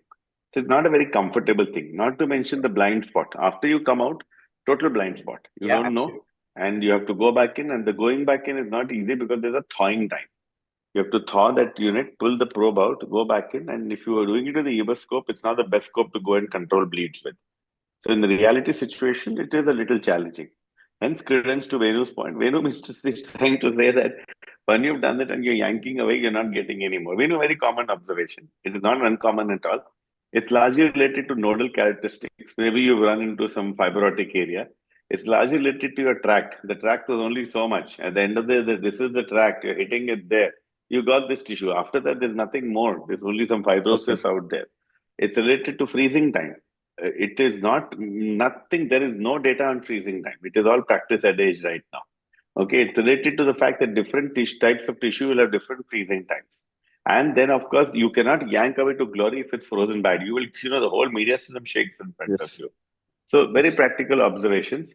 Forceps is bereft of all this. Forceps, Okay. it's a nice thing, you know that you're going to come out, but forceps comes with the negative of crushing artifact and all, which Cryo is claimed to fame. And, Cryo picked up more. And that is Raja and I will scratch our heads being a little, older in that. It's industry. Wherever Yeah, there is a product of industry, it Mm. will definitely get more traction. Yes. It then goes to abroad, then you get these international webinars. Our guys are talking about it. Social media picks it up, and that is the modern pathway of how dissemination happens. So that's why. But these are the pros and cons, and absolutely sure. right. Yeah, So this is what I can add on the practical front after doing all these things. And good. then for the 1.7, it's even worse. Who knows the freezing time for a Yeah, 1.7 when we did it? yeah, So we did 2 seconds. No need to do, because if you do any more, you won't get the yank. It's not going to be easy. You don't want the node plus the next tissue to come in. You want only that frozen part to come in. So for those of you who will get into it, those of you who won't do it, this is very boring. But those of you who will do it will appreciate these nuances, so to say. sure. And very quickly, because we are speaking about this, I'm asking both Ravi, Venu, and everyone else on the panel, 1.1 freezing time of about 3 to 4 seconds is what we are saying. 3 to 5 Agreed, sir. seconds, yeah, and that Yeah, will Uh, vary. Yeah, yeah, that is what not we put the over there. not the Chinese paper like 7 seconds. yeah, not seven Only three seconds. to four, Correct. not Yeah, seven, not 7 seconds. yeah. Very We are important. talking, you're talking Harris versus Trump thing. We won't have both of them. Yeah, yeah. Let me come to Nitesh. Nitesh, a little bit about sedation. So tell me about sedation for these procedures. Do you always have an anesthetist, which I think you probably do, but I'll sort of reiterate. And what sort of sedation would you use? Would you use an LMA? Venu spoke about an eye gel. I know of people who would use an endotracheal tube. So a little bit about sedation and the beginning of the procedure. How do you go about starting the procedure, Nitesh? Right, sir. So, as sir has said, we need to be precise. We need to minimize the respiratory movement of the patient because we are following into a tract. So, we need to minimize the anything which disturbs us or takes us longer to insert either the cryo or the forceps into the tract. So, we try to go with either with an LMA. We have iGel here, so we use iGel, or if we have a GA team, so they can use endotracheal tube. The advantage of using this is going back in second time after taking out the biopsy is much easier. As sir has said, there is a blind spot for few seconds when you take out the first forceps, first your tissue, it thaws or it froze in forceps. Then you take out the hole through the bronchoscope, and then you again go back in. So if you have to again go back in without an airway, you have to first do the whole procedure again. You go through the tongue, you lift it up, epiglottis, vocal cord. If you have any of the conduits, it is very faster to go in. You can see the breathe or see the hole again very easily. Second thing is, again, we go either for a deeper sedation, depending, or for a GA as per the anesthetic, but definitely a deeper sedation as compared to a simple TBNA procedure which we do. Sure. Grand. So deep sedation versus GA. I know there's lots of people. I think Venu is very comfortable with doing GA. I think Ravi spoke about GA. There's people who do deep sedation. And I think as long as the patient is absolutely still, any one of these techniques is fine. You need an experienced anesthetist. There is a very important carry home message. The other thing I forgot to mention when Ravi was speaking about going in again, post yanking out with the cryo, EBUS cryo. I think important to go in through a conventional scope rather than trying to put in an EBUS scope. to look for bleeding. I think that's something which is advocated by most people, and it's better to do that. So have a scope ready, a conventional white light scope, and go in and look for bleeding. Because, like was said on the panel, Ravi spoke about it, it's very, very difficult to identify and control bleeding through an EBUS scope. And I think that's an important message for the listeners who are here today. Let me come to Mihir. Mihir, you spoke about your transition from AIMS to private institutes, about availability of rows, etc. So, suppose you have done a forceps biopsy, come back as being negative, or you've done a cryo biopsy, it's come back as being negative. What do you do then? What do you tell the family? How do you convince? What do you do next? Do you send them It's to Ravi? frankly, sir, one is as in whether it's a TBNA, whether it's any other procedure that you've done, once you've got a negative result, what does the negative result genuinely mean? So that is where it comes to, and that is where your pre-test probabilities also come into play. So as Ravi sir has said, that when you're using a modality like cryo or using a intranodal forceps, your confidence after you have probably done a procedure and it comes out as probably just a reactive node, in telling them that it is genuinely a reactive node, that becomes easier.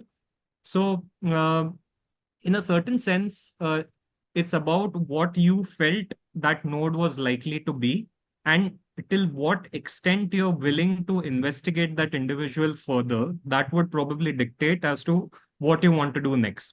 So, from the perspective of you think it is a properly malignant node, and you have done a TBNA, and surprise, it comes negative. That is, or you've done intranodal forceps biopsy and you've got a surprise negative. That would be the sort of patient where I would want to investigate further. A younger patient who's got a large lymph node, you can't shake the thought of a lymphoma out, and you've done a sampling and it comes negative. That is where you'd want to probably investigate further. Investigate further in which manner? In the private setup, there are rarely do-overs. They can't afford them. It obviously then becomes that you send to a higher center, or a more experienced person who would do it, and they would have the confidence. If a negative result comes from there, then that would be the thing. If it's a central institute, then obviously you get that opportunity to do the procedure once more. I would think, to try and reduce the number of negative procedures, one, you would want to be absolutely certain why you're doing the procedure and finish off all the antecedent investigations you want. So if you want to do, let's say, a PET before the procedure, to try and isolate where you're going to take a sample from a large node. If there is no activity and you've taken a peripheral sample or of some sort, that is likely to come negative, and you know that beforehand. So if you are going to get one chance at doing the procedure, be as prepared as you can. At the end of the day, you are going to get negative results. And if you get negative results, your pre-test is likely to help you get the confidence that this negative is genuinely a reactive node, versus you do have more experienced practitioners always, where you can always send them. That you have to be humble enough to eventually say that I still think that you need investigation. If you don't want to undergo the procedure again with me, you must need to go to someone else for it. Sure. So I love that answer, Mihir. I think there's three very important points that you made out there, which for our audience. One is about the factor of pretest probability. You would almost always know where you can accept answer as a reactive node and what is definitely pathological. The CT in most cases would tell you that. I mean, there would be a few where you wouldn't. So that's number one. I like that answer. The second is, if you're really lost, you've done a procedure, you don't know why it's come back as reactive, your pretest probability was that was pathological. I think the suggestion of a PET CT is a great one. I love that. It also sometimes gives you other areas that you can biopsy. It gives you other targets which you did not think of, a CT, but an HRCT or a CCT thorax. So that was the second one. And I loved what you said about a referral. I think we should understand that if you've done a procedure which has cost a lot, the family is not guilty in feeling that they have lost out a little bit on depending on you in the procedure that's been done. And in that scenario, trying to do another procedure on the same person, unless you're very convinced that you do a better job next time, is not a good thought. It's better to refer on to someone, one of your colleagues, who probably is more experienced in that area than you are. I think that those are three very, very important points that you sort of made from that question. So thank you for that. Let me come to you, Ishita. We're coming towards the end of the question that I have. I can see about 25 questions in the chat box. We'll come to them. But one of the things, so we spoke at length about rows. Now, when you're doing the forceps biopsy or you're doing the cryonodal biopsy, you're getting tissue. And one of the things that we have found useful in our center is to do what we call an imprint cytology, where you know whether the tissue, the specimen that you've got, has actually yielded a result or not. So I wondered about your thoughts about doing imprint cytology in your patients who are having forceps biopsy, tissue biopsy, cryonodal biopsy, your thoughts and usefulness. Sir, I guess it should be a very useful modality to shorten the duration of the procedure. Also, more than the shortening the duration of the procedure in Indian scenario, what matters to like everything comes to the financial aspect. So if I have been taking the forceps biopsy, if I've been taking the cryonodal biopsy, and I have to send the sample in the saline bottle and the formalin bottle, it would add on some cost, like pathological cost to the patient. So if I have an imprint cytology in hand, and if my pathologist is short that this is a malignancy, or you don't need to send it to the for the gene expert or the infective panel, then it can be helpful. So we used to do it for the endobronchial biopsy, for endoscopic biopsy, and there it was a helpful tool. So for this, I think that it should be a very helpful tool as well. Wonderful. So I think that's an important carry home message. The imprint cytology is something that we are doing a study on, and it's an easy procedure to do. Your pathologist would help you in doing that. And like Ishita rightly said, it improves both your yield, it reduces the time of doing the procedure, very similar to what you would have in case of a rose. So a quick question for you, Ravi. I think you're best suited to answer this. You know, as we move in this journey of interventional pulmonology, newer innovations coming in, like the ones we've spoken about, there's the question about what sort of training. So for someone who's trained in doing an EBUS TBNA, doing an EBA linear EBUS, you think there should be a degree of hand holding when they go around and start doing a forceps biopsy or a cryo biopsy? So someone who's proficient in doing a transbronchial cryo biopsy in patients with interstitial lung disease, you think there should be some monitoring, hand holding, sort of teaching, training, learning? Or do you think these are procedures you can go ahead and do with seeing talks, meetings the way we've done them today, or seeing videos which are now rife on social media? Your thoughts about training for these procedures? So it's always safety, right? Whenever you do a procedure, it's not about I can do it, it's about can I do it safely?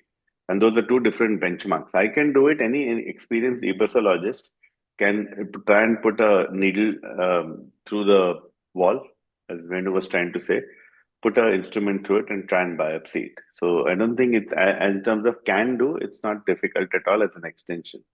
For a safety part of it, safety, yield, success, doing it the right way, I think you do need supervision. It's either a course or a visualized supervision.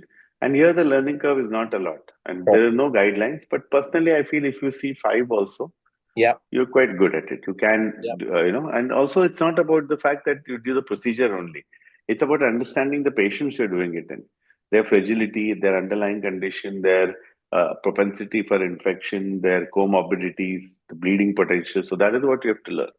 So here, because it's a diagnostic procedure, please note this line, because it's a diagnostic procedure, safety is paramount.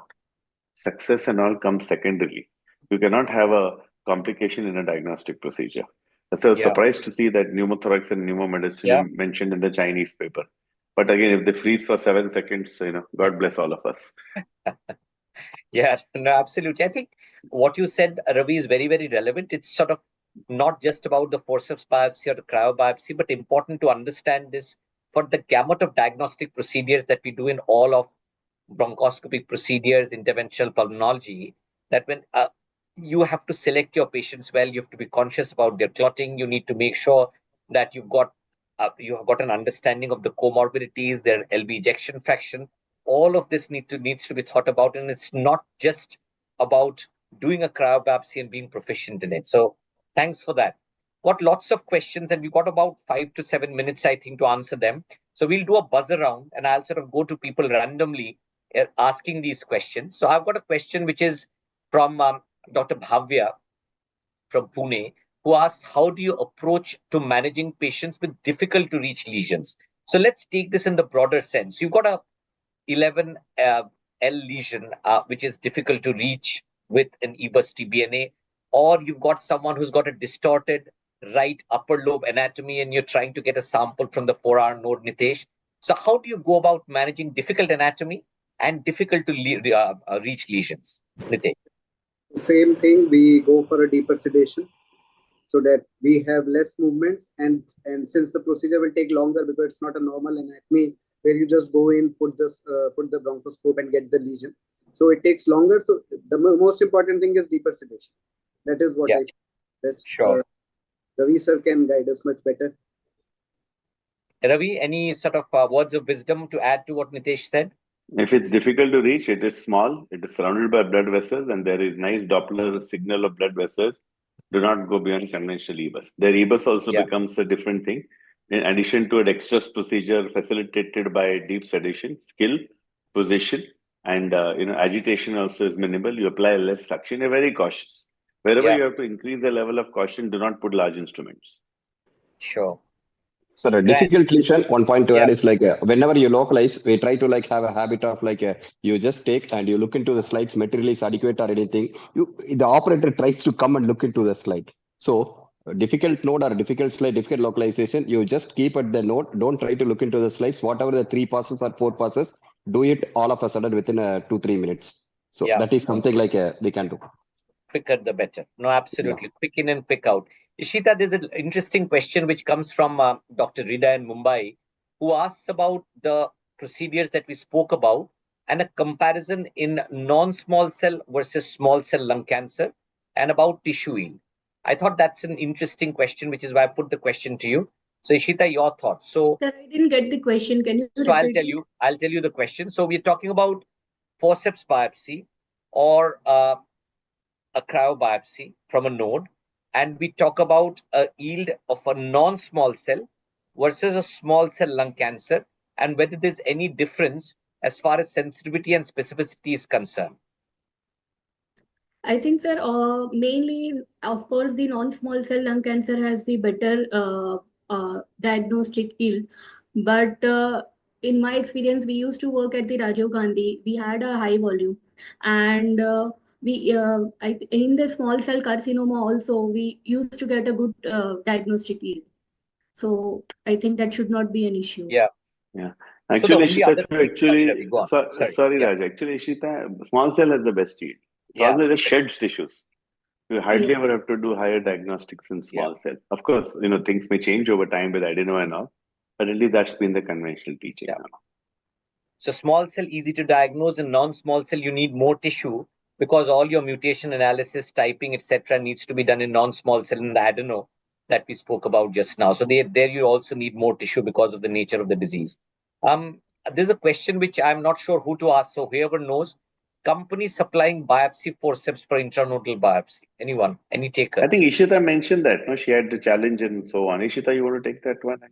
Sir, so I think when I was procuring the forceps, the Olympus had already stopped supplying it.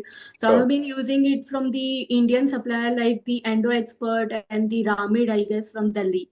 So these are the two guys I know who has been making the forceps in the pediatric size as well. So I'm pretty comfortable using those. Sure. Grand. So thank you, Ishita, for that. There's a few questions which I think we have discussed many a time. So key advantages of using EBUS with forceps over traditional bronchoscopic techniques for diagnosing mediastinal and hilar adenopathy. I think we are talking about the conventional TBNA here. And I think this is a conversation that's happened often. I think people have said that TBNA, unfortunately, so the unguided TBNA is a vanishing technique gradually, and it should not be. It should be a part of training, but you seldom use it. If people like there is on the panel today, if they have access to EBUS, you wouldn't be able to justify doing a conventional TBN anymore. But the training needs to be there, and the yield is far greater with an EBUS TBN and the other procedures that we've spoken about. as compared to conventional techniques. So that was Dr. Jay. Limitations of forceps biopsy in terms of tissue adequacy, especially when dealing with smaller or deeper lesions, has been asked by Dr. Mihir from Pune. I think this has been discussed, but Mihir, I'll address the question to you because it's Dr. Mihir from Pune who's asked it. So, quick limitations, reduction of yield, small biopsy forceps. Do you think there's enough tissue, or do you think there is So, sometimes insufficient tissue? so it essentially would probably boil down to how you have managed to take the sample and what forceps you're using, whether you managed to open it sufficiently or not. And eventually, as Ravi sir said, a crush artifact is something that you would have. Extending that to probably your cryoprobe, the longer you use it, as in for the activation time, the longer it is, the higher the chance of necrosis. So obviously, the shorter the usage, the better the tissue preservation. So from both aspects, that is something that one would want. The technique, I suppose, is the most important Sure. takeaway. Sure. And these are small forceps cups, but I don't think you are actually expecting volumes of tissue here anyway. So I think the tissue that you get is adequate, and it's probably safe to go for smaller forceps here, as has been said on the panel multiple occasions, rather than trying to introduce the large conventional forceps cups that you have here. There's a question about potential risks like bleeding, pneumothoraces, etc. Dr. Dinesh has asked this from Delhi, and I think this was before we discussed the question, so that's been adequately addressed. Risk profile, difference between cryobiopsy and forceps biopsy, risk of pneumothorax, infection, bleeding. Dr. Gaurav from Kolkata has asked that, and I think that's been addressed adequately. There's a question from Dr. Mangesh in Pune who's asked about advantages and disadvantages of cryobiopsy when performed during an EBUS procedure with respect to sample quality and diagnostic accuracy. I think that's been answered already, and this is from Dr. Mangesh in Pune.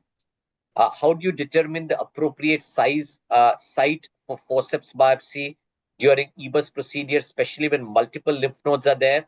So I think Mihir mentioned about PET a little bit as to what to sample, where to sample. But let me give that to Venu. Venu, there's a question about appropriate site for forceps biopsy. Let's sort of make the umbrella wider. So appropriate size for doing an EBUS TBNA or a forceps biopsy when there are multiple lymph nodes enlarged. How do you select? How do you go about selecting? You're not doing staging. You're doing a diagnostic procedure here. Sir, we have to find it like at least the short axis diameter should be at least 1 centimeter. That is the node you should choose. So the size criteria you should go with, and other criteria I think where you can pass easily. So suppose like you have a station 7, that should be the first preference.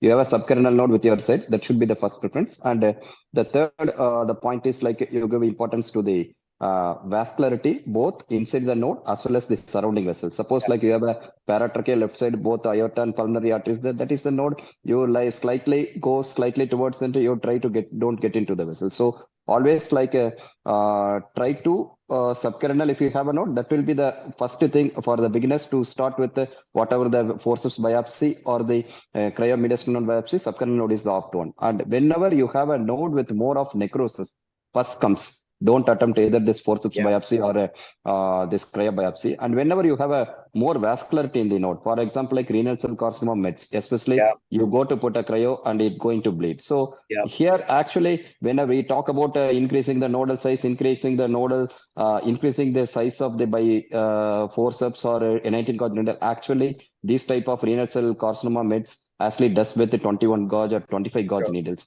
You lesser the size of the nodal. So something like all these things to be considered. So that's a lovely answer, Venu. And I think Ravi also highlighted the question about using the Doppler there, finding out the vascularity, ensuring that you're away from a vessel and it's a small node, not trying these procedures at all. Which brings us to so that's the question that Dr. Amresh from Indore asked. But question on similar lines, Dr. Naveen asked from Punjab about the role of EBUS forceps biopsies in staging. So I think we have stressed on this meeting today that these are diagnostic procedures. Wouldn't want to do a staging procedure with forceps biopsies because you want tissue, and you want tissue because you want to come to a diagnosis or you want to do your mutation analysis. That's why you're trying to do a forceps biopsy. You would not do forceps biopsies in successive nodes to try and do a staging. That's your EBUS TBNA, which would do that for you. How does the diagnostic yield of EBUS forceps biopsy compare with other biopsy methods?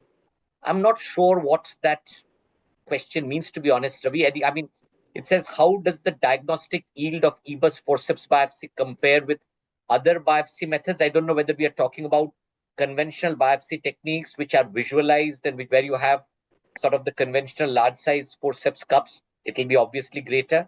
But Ravi, your thoughts? Do you think it's a I think the different question should be worded as the difference between forceps and cryo and the two with regular TBNA. I don't think you can comparing a lymph node to any peripheral is apples and oranges. I think all we can talk about is what we've mentioned in the papers. That's Sure. 80 to 95 jump Yeah. which happens. Yeah. Sure. Yeah, no, absolutely.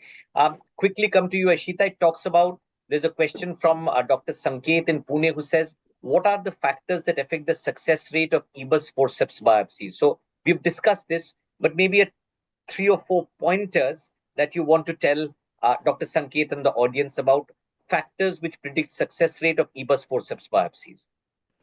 So again, like you don't want to lose the track that you have made. So steadiness in your hand. You don't. You under the real ultrasound guidance, you are entering the track. You are entering the lymph node. You open your forceps only after you enter the lymph node, and you do push and pull method to get the better biopsy chunk, and you pull out immediately. And again, as we discussed, that imprint cytology can improve the outcome. Yeah. So those are the way to improve the Thanks, Ishita. Lovely. That's brilliant. There's a question from Dr. Kunal from Thane who asks about the role of forceps biopsies in diagnosing cancers, other conditions other than cancer. And I think Ravi beautifully illustrated the case of TB there. We spoke about sarcoid as being an important diagnosis. We spoke about lymphoma and the fact that you need more tissue in conditions like sarcoid, lymphoma especially, and hence these procedures become relevant. Why EBUS is better than CT guided biopsies? I think we heard a very passionate answer from Venu, and I think as the spectrum of indications in which the interventional pulmonologist intervenes, gets tissue, increases the spectrum, the expertise increases, we will see more of interventional pulmonologists doing these procedures more safely as compared to the interventional radiologist. But there will be certain areas where interventional radiologists will have a role in diagnosing these lesions. So I think that's the balance. I don't think one is better than the other. It's just choosing your patients in the correct manner and then sending them for the appropriate procedure. There's a question about a role. What role does tissue preservation play in EBUS guided biopsies? I think Ravi mentioned this in passing about the crush artifact in the forceps biopsy. Ravi, a quick comment about tissue preservation. Nothing. It's just like any other histopathology processing. Nothing special, and you may keep a sample for your molecular stuff as you would do in any other area. There are people who look at imprint and all, but I think it's more to describe a technique rather than practical utility. Sure. Then there's an interesting question, Nitesh, about minimum size of node before you consider doing a cryobiopsy. Would you say 1 centimeter, 10 millimeters, would you say, or thoughts? So it depends. To begin with, the larger the size, the better it is. Sure. So 1 centimeter is the limit, like more than 1 centimeter. There have been cases we have also done where you require a diagnosis and it has been less than 1 centimeter. But we feel more than 1 centimeter gives us a more safety profile for any patient. Yeah. Wonderful. Thank you. Thank you, Nitesh. A few more questions very, very quickly. I think we have answered these. Risks and complications associated with EBUS guided cryobiopsy. I think we have answered this adequately. Is negative rose an indication?